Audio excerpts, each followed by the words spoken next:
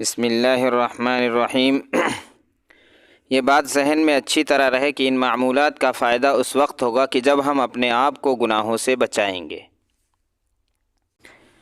قصیدہ توبہ پڑھنے کے فائدے بے شمار ہیں۔ اسماء حسنہ کی برکت سے باذن اللہ ہر مصیبت اور بیماری کے لیے دافع ہے۔ چند مجرب فائدے یہ ہیں: نمبر 1، رزق میں فراخی ہوگی۔ نمبر 2، لا علاج بیماری دفع ہوگی۔ نمبر 3، ہر مشکل آسان ہوگی۔ نمبر 4، دکان کے گاہک زیادہ ہوں گے۔ نمبر 5، جادو سے بند کیا ہوا کاروبار پہلے سے زیادہ چالو ہوگا۔ نمبر 6، سحر کا اثر دور ہو جاتا ہے۔ نمبر 7، دل اور پیٹ وغیرہ کا درد دفع ہو جاتا ہے۔ نمبر 8، گھر میں جنات کا پتھر پھینکنا بند ہو جاتا ہے۔ نمبر 9، جنات کا اثر دور ہوگا۔ نمبر 10، برے اور ڈراؤنے خواب دفع ہو جائیں گے۔ نمبر 11، بے اولاد اور عقیمہ یعنی بانجھ عورت پڑھے تو اللہ تبارک و تعالی اولاد نصیب فرمائیں گے۔ نمبر 12، گم شدہ چیز مل جائے گی۔ نمبر 13، گھر سے بھاگا ہوا شخص جلد واپس آ جائے گا۔ نمبر 14، دلوں کو مسخر اور تابع بنانے کے لیے مجرب اور اکثیر ہے۔ نمبر 15، مقدمے میں فتح حاصل ہوگی۔ نمبر 16، دشمن دفع اور اس کا ضرر ختم ہو جائے گا۔ نمبر 17، غیر شادی شدہ کی جلد شادی ہوگی۔ نمبر 18، پیغام نکاح قبول ہوگا۔ نمبر 19، جس کے بچے پیدا ہو کر مر جاتے ہوں تو وہ زندہ رہیں گے۔ نمبر 20، سفر پر جاتے وقت پڑھنے سے برکت اور واپسی بخیر ہوگی باذن اللہ۔ عامل بننے کے بغیر بھی یہ فائدہ حاصل ہوں گے، البتہ عامل بننے سے اس میں آگ کی طرح تیز تاثیر پیدا ہو جاتی ہے۔ اس قصیدہ توبہ کے عامل بننے کے طریقے 3 ہیں۔ نمبر 1، 41 دن تک ہر روز 3 دفعہ پڑھے، اس کے بعد پھر 1 دفعہ روزانہ پڑھے۔ نمبر 2، 41 دن تک ہر روز 11 دفعہ پڑھے۔ نمبر 3 دن اعتکاف کر کے روزہ رکھے۔ ایام اعتکاف میں روزانہ 21 مرتبہ پڑھے، پھر 1 مرتبہ پڑھتا رہے۔ مصنف حضرت شیخ رحمۃ اللہ علیہ کے جانشین سے اجازت لینے سے انشاءاللہ تعالی تاثیر بہت زیادہ ہوگی۔ پڑھنے والے حضرات سے درخواست ہے کہ مصنف حضرت شیخ رحمۃ اللہ علیہ اور حضرت کی اولاد و اہل خانہ کو اپنی دعاؤں میں یاد رکھیں۔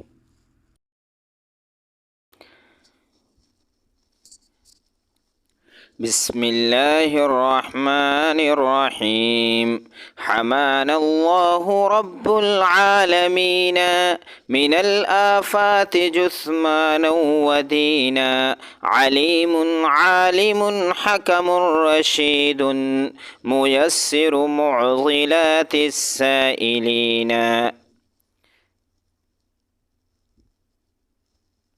سمیع سامع ہمسا ہمیسا، وقہار وقاہر قاہرین، مرید خافض للناس طورا، رفیع رافع الدرجات حینا، مقدمنا مؤخرنا مقاما، وسیع واسع الحکم رزینا، حفیظ حافظ الملکوت عدل، تعالی عن عقول العاقلین، هو المتکبر المعطی کبیر، عظیم باعث للمیتین، فإن الكبرياء رداء ربي ومتزر بعزمته يقينا، لطيف ظاهر صنعا ولكن بكنهم باطن الناظرين، وحيد واحد أحد رقيب وستار لذنب المذنبين، غفور غافر صمد جميل، وغفار لمن يستغفرون، قدیر قادر وال ولی ومقتدر بأخذ الظالمین، رحیم حاکم الرحمن بر جلی الشان لا يحصى شؤونا، قوی غالب باق وشاف وجوار وجابر جابرين. ولا معبود إلا الله حقا هو المولود عند السالكين. سواه سبح ظلا أو حبابا فيبقى وجه رب العالمين. فسبوح وقدوس وفرد تفرد بالعلا وبأن يكون سلام مؤمن فتاح وادي خزائن غيبه للعارفين. كريم واهب النعمى حكيم ودود ود حزب المؤمنين. شهيد ملهن وتر متين وقيوم حميد الحامدين. مميت مبدئ حي ومحين مفيد وارث للوارثين. بديع الخلق هادي الناس ترى صراط الدين والعقبى مبينا. غني مانع مغن مليك وضار نافع المسترشدين. عزيز ملك الملك معز مذل إن سخطنا أو رضينا. وذو فضل عظيم ذو جلال وإكرام مجير المخطئين. ومنان وحنان عفو وديان يدين العاملين. مهيمننا وخلاق نصير وخالق عالم خلقا متينا. مقيت باسط محسن مجيد حسيب ماجد مجدا ركينا. هو الدهر المقلب لليالي وللأيام دهر الداهرين. جليل سيد نور سريع رؤوف سيما بالمتقين. خبير واجد عال علي وقابزنا فرادا أو سبينا. ومنتقم وجامعنا صبور حيئ تائب بالتائبين. قديم صادق في كل قول مجيب للأفاة المرملين. وأول ثم آخر كل شيء وصانع خلقه صنعا حسينا. شكور شاكر مولى وكيل ستير لا يحب الفاضحين.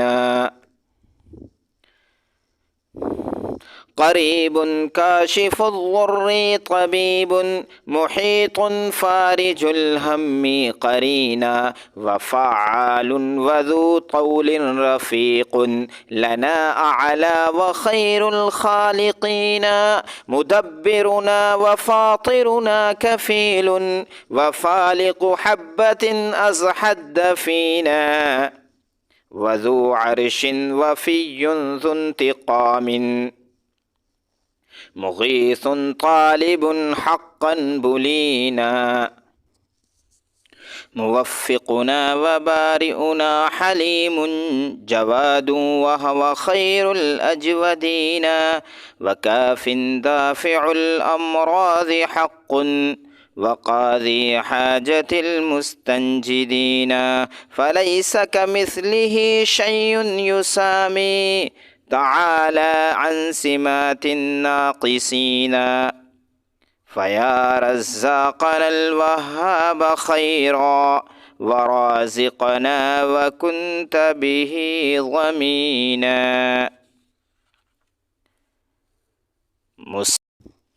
مصورنا ويا تواب ارحم على الشادي وحزب القارئين خفي اللطف أدركني بلطف خفي أنت خير المدركين حوى أسماءك الحسنى نشيدي كعقد سنجيد الحور عينا فغبر ثم أنجد في الأراضي وشرق ثم غرب مستبينا وصافح كل أذن قبل إذن وعانق كل قلب السامعين فيا اللهم وفقنا لخير وما يرضيك إرضا أمينا تمت بالخیر۔ شیخ المشائخ حضرت مولانا موسیٰ صاحب روحانی بازی رحمۃ اللہ علیہ کی شخصیت علمی دنیا میں کسی تعارف کی محتاج نہیں، اور اس میں کوئی شک نہیں کہ ان کی شخصیت سدا یاد رہے گی۔ حضرت مولانا موسیٰ روحانی بازی کو جو عند اللہ مقام حاصل تھا، اس کی شاہد عدل ان کی قبر اطہر کی مٹی سے آنے والی خوشبو ہے، جس نے پورے قبرستان کو معطر کر دیا اور کافی عرصے تک قبرستان معطر رہا۔ آپ لوگوں سے درخواست ہے کہ قصیدہ طوبہ پڑھنے کی عادت ڈالیں اور اجازت لے لیں۔ ان کے صاحبزادے کا نمبر اس پہ موجود ہے۔